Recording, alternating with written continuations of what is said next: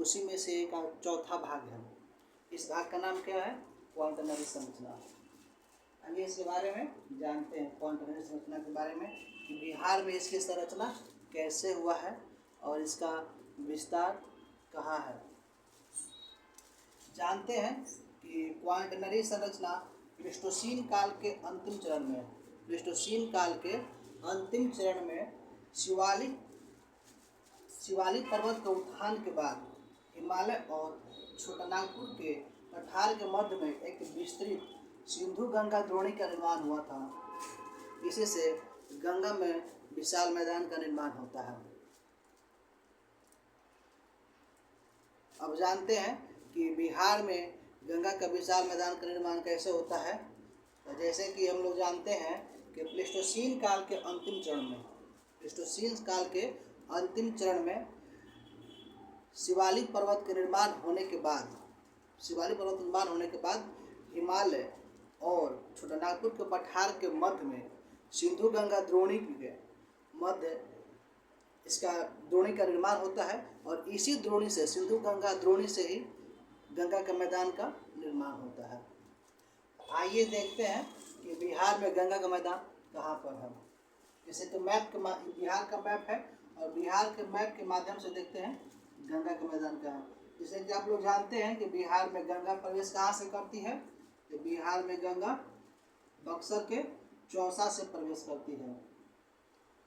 बक्सर के चौसा से प्रवेश करते हुए पूरे बिहार के बीचों बीच काटते हुए उत्तरी बिहार और दक्षिणी बिहार की रेखा बनती है और इस रेखा को हम लोग क्या नाम दिया गया है? गंगा नदी। ये हमारी गंगा नदी है। उत्तरी भाग को उत्तरी बिहार, दक्षिणी भाग को दक्षिणी बिहार के नाम से जानते हैं। ये कटिहार से, बिहार से बाहर निकल जाती है गंगा नदी। ऐसे लोग जानेंगे तो बिहार में गंगा की लंबाई कितनी है। तो बिहार में गंगा की लंबाई 345 किलोमीटर है। चलिए इसके बारे में बाद लोग हम नदी पढ़ेंगे तो बताएंगे। अभी देखते हैं, अभी संरचना, क्वाटरनरी संरचना के बारे में अध्ययन कर रहे थे, तो उसमें हम लोग देखते हैं कि बिहार में अभी तक जो पढ़ लिए 4 गो भूगोलिक इतिहास के अनुसार जो हम लोग 4 संरचना पढ़े हैं, उसमें पहला कौन था? आर्कियन की संरचना। दूसरा कौन था? विंध्यन समूह की संरचना। तीसरा कौन था? टर्शियरी। और चौथा पढ़ रहे कौन? क्वाटरनरी। तो इसी में हम लोग चारों को, जो चारों संरचना उसको बिहार के मैप के माध्यम से हम लोग दर्शाते हैं। तो जैसे कि जानते हैं बिहार के उत्तर और पश्चिम में, बिहार के उत्तर और पश्चिम में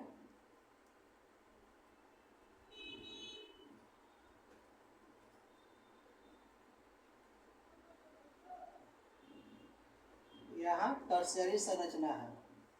इसी को हम लोग बोलते हैं हिमालय के तराई क्षेत्र।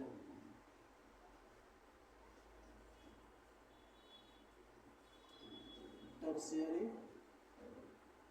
संरचना, टर्शियरी संरचना या हिमालय का तराई क्षेत्र। ये हमारा किस भाग है? बिहार के उत्तर और पश्चिम भाग में टर्शियरी संरचना पाई जाती है। किस जिला में हो जाएगा? तो जिला हमारा पश्चिमी चंपारण हो जाएगा। आइए अब देखते हैं दक्षिण बिहार में। दक्षिण बिहार में हम लोग देखते हैं कि दक्षिण और पश्चिम साइड में विंध्यन समूह की संरचना पाई जाती है। दक्षिण और पश्चिम साइड में विंध्यन समूह की संरचना पाई जाती है। अब जानते हैं कि बिहार में विंध्यन समूह की संरचना किन किन जिलों से होकर गुजरती है। जैसे कि आप सभी जानते हैं कि विंध्यन समूह की संरचना बिहार के किन किन जिलों से होकर गुजरती है। आप लोग कमेंट में बता सकते हैं कि विंध्यन समूह की संरचना बिहार में किन किन जिलों में विस्तारित है।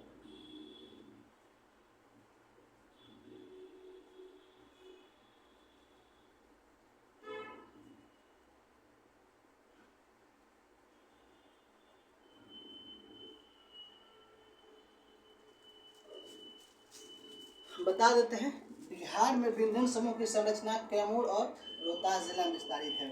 आइए आगे देखते हैं।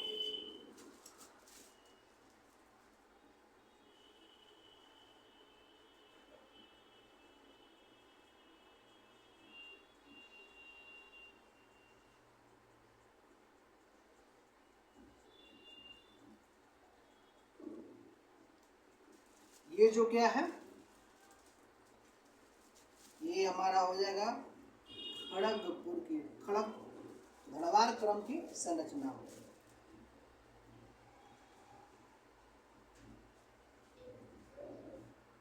धड़वार क्रम की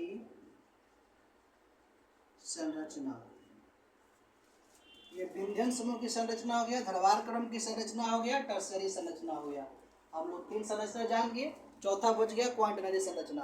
बाकी जो हमारा शेष बच गया क्षेत्र, बिहार के लगभग 95% हिस्सा क्वांटनरी संरचना से निर्मित है। क्वांटनरी संरचना है, बिहार का लगभग 95% क्षेत्रफल पर फैला हुआ है। इसी को हम लोग जलोढ़ मैदान भी कहते हैं। ये हमारा उत्तरी गंगा दक्षिणी गंगा, ठीक है, उत्तरी बिहार दक्षिणी बिहार, इधर उत्तर पूर्वी बिहार, उत्तर पश्चिम बिहार, दक्षिण पूर्व बिहार, दक्षिण पश्चिम बिहार, इस बात को बोलते हैं। आइए अभी देखते हैं, बात गया ये सब क्या हो जाएगा, छोटा नागपुर का पठार क्षेत्र और हिमालय का ये हमारा क्वांटनरी संरचना हो गया। क्वांटनरी संरचना, क्वांटनरी संरचना, क्वांटनरी संरचना। आइए देखते हैं आगे, ये तुम्हारे मैप के माध्यम से हो गए चारों संरचना। आगे देखते हैं कि जो बिहार में गंगा का मैदान है, बिहार के मैदानी जो बिहार में गंगा का मैदान है, बिहार के कुल क्षेत्रफल का 95% क्षेत्रफल पर इसका विस्तार है। यहाँ प्लेस्टोसीन काल तथा आधुनिक युग की चट्टानें पाई जाती हैं। कहाँ पर? तो गंगा के मैदान में प्लेस्टोसीन काल की चट्टानें तथा आधुनिक युग की चट्टानें पाई जाती है। इसे हम लोग क्वांटनरी संरचना के अंतर्गत अध्ययन करते हैं। आइए आगे देखते हैं, इसी क्रम में आगे बढ़ते हुए देखते हैं कि बिहार में सबसे बड़ा भौतिक भूभाग कौन सा है, तो गंगा का मैदान है। बिहार में सबसे बड़ा भौतिक भूभाग कौन सा है, तो गंगा का मैदान है। और इसका निर्माण जो है टर्शियरी काल के शिवालिक और पूर्व कैम्ब्रियन काल के आर्कियन धरातल पठार के बीच देखा जाता है। बोल रहा है कि शिवालिक पर्वत निर्माण कब हुआ था, तो शिवालिक पर्वत निर्माण टर्शियरी काल में हुआ था, ठीक है। तो वही कह रहा है टर्शियरी काल और पूर्व कैम्ब्रियन काल के, पूर्व कैम्ब्रियन काल मतलब पूर्व काल में मतलब क्या हो गया कि आर्कियन क्रम के चट्टाने का जिसमें निर्माण हो रहा था उस समय पूर्व कैम्ब्रियन काल के बीच देखा जाता है, तथा उसी का निर्माण 33 भू संयुक्त के अंतर्गत नदियों के निक्षेपण के द्वारा हुआ है। और इसी निक्षेप से बिहार का मैदानी भाग का निर्माण हुआ है। और यह मैदानी भाग बिहार के उत्तर से गंगा तथा उसकी सहायक नदियाँ और दक्षिण से उसकी नदियों द्वारा निर्मित हुआ है।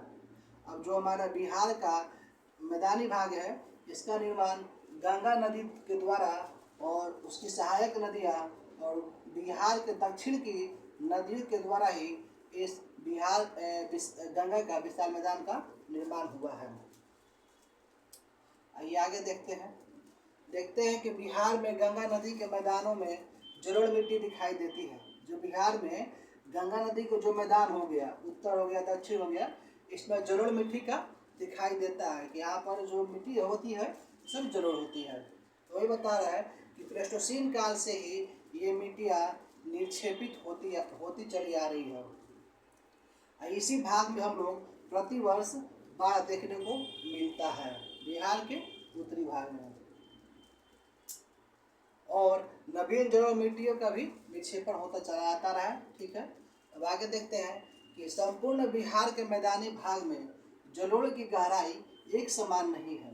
अब जो हमारा संपूर्ण बिहार है, इसके हम लोग देखते हैं कि गहराई हर जगह एक समान नहीं है। अब मान लीजिए कि हमारा बिहार के उत्तरी भाग और बिहार के दक्षिणी भाग, बिहार के उत्तरी भाग पहाड़ी का जो क्षेत्र, जो तराई क्षेत्र हो गया, बिहार के दक्षिणी भाग का क्षेत्र उससे अपेक्षा इसकी गहराई कम होती है। यानी उत्तरी पहाड़ी की गहराई दक्षिण की अपेक्षा अधिक होती है, और वही उत्तरी की अपेक्षा दक्षिण की गहराई कम होता है, यानी ऊपर में जाने पर गहराई बढ़ेगा और नीचे आने पर गहराई कम होगा। आइए आगे देखते हैं कि अगर हम लोग जो बिहार की गंगा नदी है, गंगा के अगर पश्चिम में जाते हैं तो हमारा जलोढ़ की गहराई क्या होता है, बढ़ता है, दक्षिण में आते हैं तो गहराई घटता है। तो यहीं पर जानते हैं कि दक्षिणी भाग के मैदान में सबसे मतलब गहरे जलोढ़ बेसिन कहाँ पाया जाता है, तो दक्षिण भाग में, बिहार के दक्षिण भाग में सबसे गहरे जलोढ़ बेसिन हम लोग बक्सर और मोकामा के बीच में देखते हैं। यही था हम लोग का बिहार में क्वाटरनरी संरचना। हम लोग इसी बात के साथ बिहार में क्वाटरनरी संरचना का अंत करते हैं और